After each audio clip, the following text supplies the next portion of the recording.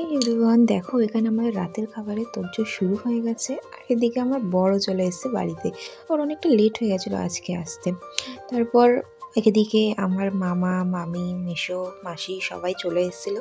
তাই আমি দেখিয়ে দিচ্ছিলাম আর আমরা সবাই যাচ্ছিলাম রেডি হতে। এটা আমার মামা, এটা আমার বড় মামা। ওই আমার সবাই হাই করছিল, এদিকে দিদা বেগুনি ভাজছিল। দেন আমিও রেডি হয়ে নিলাম। রেডি হওয়ার পর এখানে তারপর সবাই পকোড়া খাচ্ছিলো। তারপর পকোড়া খাওয়ার পর দেন আমাদের বাড়িতে গেলাম। দেখো আমাদের ঘরটা আমি কেমন সাজিয়েছি, সেরকম না পারলেও মোটামুটি চেষ্টা করেছি। আর এদিকে আমার মা আমার বরের জন্য থালা সাজিয়ে নিচ্ছিল। ওকে দুপুরবেলায় খেতে দেওয়া হয়নি, তো সন্ধ্যেবেলায় ওকে আশীর্বাদ করবে। তো একে একে সবাই এবার আশীর্বাদ করতে বসবে। তো প্রথমে আমার মা আশীর্বাদ করছে।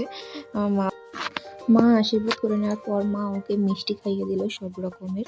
তারপর জল টল খাইয়ে পায়েস খাওয়ালো। তারপর বাবা আসলো আশীর্বাদ করতে। তার বাবা জিজ্ঞেস করছিল আমাকে আগে ওকে কী খাবে, আমি বললাম যেটা খুশি খাইয়ে দাও। তারপর আমার মামি আসলো আশীর্বাদ করতে।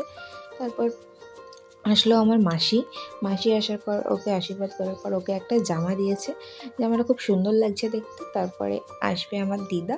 আমার দিদা ওকে আশীর্বাদ করার পর ওকে পরে আমার সামনে তো দিইনি, পরে দিয়েছে, ওকে 100 টাকা দিয়ে দিয়েছিল। বাকিটা আবার পরের পার্টে আসতে চলেছে।